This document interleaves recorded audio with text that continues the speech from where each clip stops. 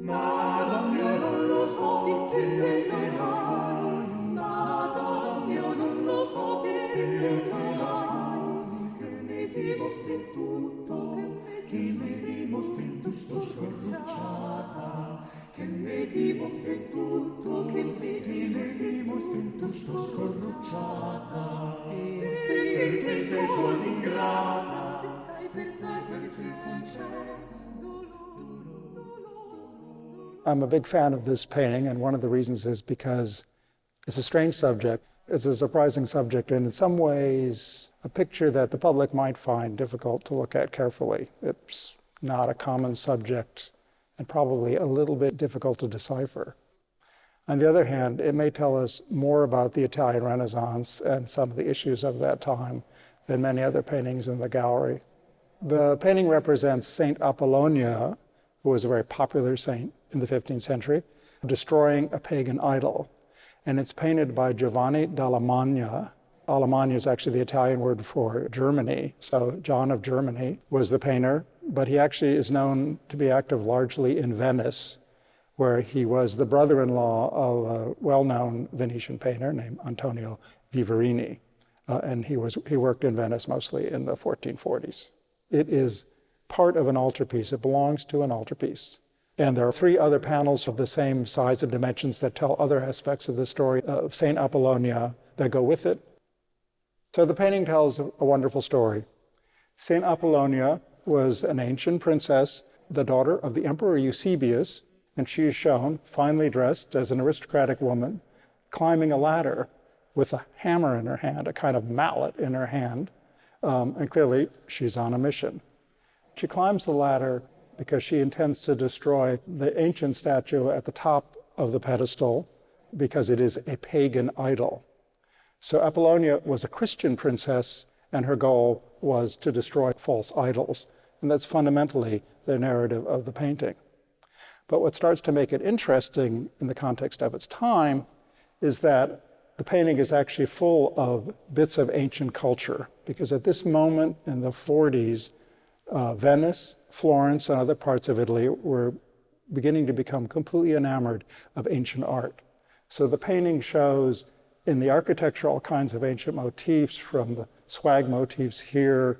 The pedestal is a sort of fantasia based on ancient themes.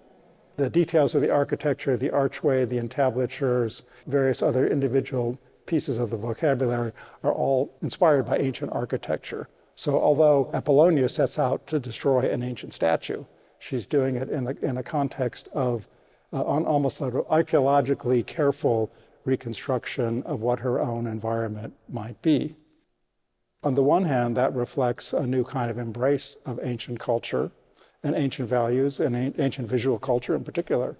On the other hand, it tells a story where she's setting out to destroy an aspect of ancient culture. So there is clearly a tension here, and in a sense, what to my mind makes the picture very, very interesting is that that's a tension that continued throughout the Renaissance. Contemporaries of Giovanni d'Alemagna like Jacopo Bellini and Pisanello were going to Rome, were studying ancient art, were making copies of sculpture, of architectural details, of the fragments of ancient culture that survived in a way that was more systematic and focused than it had ever been before. So clearly this picture and all the architectural details benefits from that kind of knowledge and that kind of study. At the same time, the story is a story that focuses on ancient sculpture, which represented the mythological gods, such as probably Apollo in this picture, who were viewed, of course, as false gods. And so Saint Apollonia sets out to destroy them. But of course, at the same time in Venice, artists were actually embracing sculpture in particular, and sculptural motifs in particular, as new models for representing the human figure. So they saw a use in these, in ancient art, that Christians were actually extremely ambivalent about. One of the consequences of this development is that the nude itself became a more important subject, and that nudity was represented in a more aesthetically refined way, more naturalistically, more idealized in the sense of trying to make the figures ever more beautiful and even kind of sensual and appealing, and in that sense capturing a kind of ancient ideal. But of course that made images of Christian subjects like as Christ and some of the saints actually more alluring, and in a sense potentially ambiguous to a viewer. So it's interesting to look at this painting in the context of Domenico Veneziano's St. John the Baptist in the Wilderness, a Florentine painting from around the same time, the 1440s, which is a fragment of a larger altarpiece. What's interesting about it is this actually shows the figure of John the Baptist nude, again in a Christian theme, the point being that St. John the Baptist was willing to give up his material goods to pursue his faith. Interestingly, that figure of John the Baptist shows the beginnings of a kind of contrapposta based on antique examples, so that in fact, although it's in a way quite beautiful and naturalistically represented John the Baptist, it is imbued very subtly with the kind of the values of ancient sculpture. That's actually quite a good example of how the artists began to incorporate in ancient sculpture as sources into their work, even for extremely pious subjects. Another interesting example from the 16th century is the wonderful painting by Bacchiacca of the flagellation of Christ. The tormentors of Christ are actually shown nearly or completely nude, and they're shown in a way that you see them from the front and the back and the side as if they were one figure. And this was for the artist a wonderful opportunity for him to show how he had mastered the body from all possible angles. So in a certain way, it was a kind of artistic or aesthetic exercise to represent beautiful bodies. On the other hand, it may seem odd to the viewer today, and it probably seemed odd to some viewers then that the figures were so nearly naked as they were.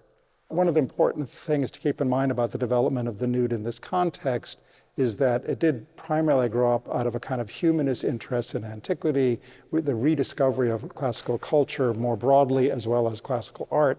And it led, first and foremost, to the creation of wonderful secular themes based on ancient subjects and classical subjects. For example, the gallery owns a wonderful bronze from Padua from the 1520s of Hercules wrestling with Antaeus, which became one of the great subjects of Italian Renaissance art, which showed two classical figures wrestling in the nude. And the challenge to the artist was to represent the difficult activity of wrestling, to represent figures in motion, to represent beautiful figures, and to represent fully nude figures. So first and foremost, classical art was studied to create, in a sense, a kind of new form of classical art. But because the body became so much the center of artistic study in Italy at this time, it inevitably informed every aspect of art that was being created, and especially Christian art, because at the end of the day, there was far more Christian art being created than secular or classical themes. In the Middle Ages, the body of Christ and the body of the saints was an important subject, but never before had it been represented so naturalistically. And then starting after 1500, not only naturalistically, but heroically, in the sense that the artist did start to look at the most beautiful examples of ancient art. And so the specific question that I've been concerned with is, how did people deal with this? How do people deal with art that was meant to be pious, but at the same time became more sensual and more immediate in ways that may or may not convey a spiritual meaning? Sto mondo l'altre fatte che avventura, sto mondo l'altre fatte, sto mondo l'altre fatte che avventura.